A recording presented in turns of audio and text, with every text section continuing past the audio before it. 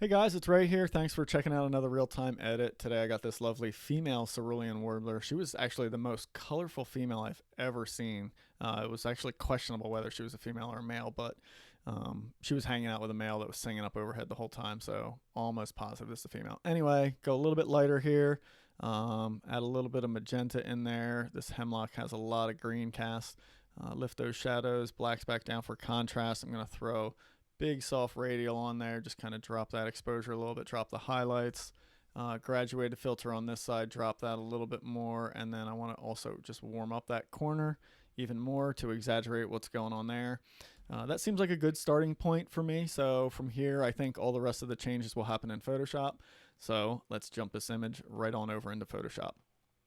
I'll take just a minute here, and then we should have that. And there we go. All right, nothing. Well, I guess there is one thing to clone. This one little, probably like spider web or something, just catching some glint up there. And then maybe this one little hanging thing there. I mean, none of these are really that important. I probably didn't even need to do that.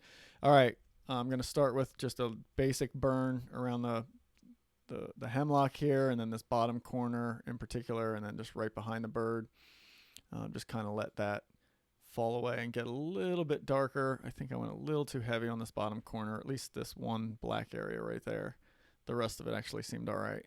So want to watch out for that. I'm going to do a slight dodge up here just to kind of exaggerate that glow coming in from back there, and then I'll warm it up a little bit more in a second. While I'm on that dodge layer, I'm going to pop up this lady's face just a little bit more. I'll do a separate one just for the catch light. I'm only going to hit like the top edge of it there to kind of make that brighter. And then, boy, she doesn't need much else. Let me just do a little bit of a black contrast hit on her. I think will be a nice touch, at least across like the back and the head there. I don't want to hit the eye and make that any darker. So, and then lastly, I'm just going to throw in, like I said, some of that warmth up there. I'm going to go extreme with it. Simply because there's one area that's kind of dull right there, so I want to catch that up to the surrounding area, and then we'll hit the whole thing and just let that be a little warmer up there.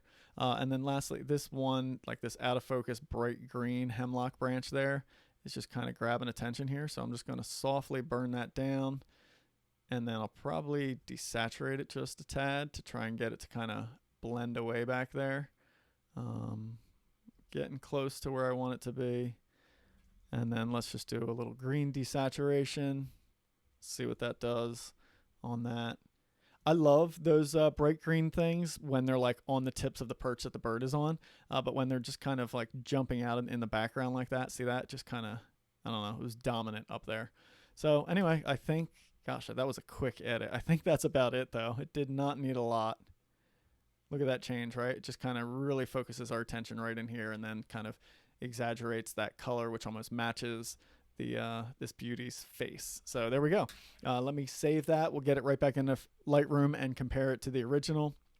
Just a real quick plug, head on over to rayhennessy.com. You can go to the workshop section and then find out more about working with me. The online workshops is a great place to find out how to do more of these online things, to learn this post-processing, and have me show you exactly what I'm doing in these videos, since I kind of fly right through them.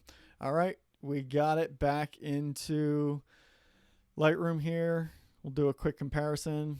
Not a major change, but look, her face especially, right? Really, the head and the eye just really jumping out way more. Watch this. See how kind of dark and she kind of falls away there, and like attention just really stays out there, whereas this one kind of pulls you right into this beautiful female Blackburnian warbler. So there we go. That's the final image. Thanks so much for sticking with me on this one. That was a fast one. That might be a record. 4 minutes done.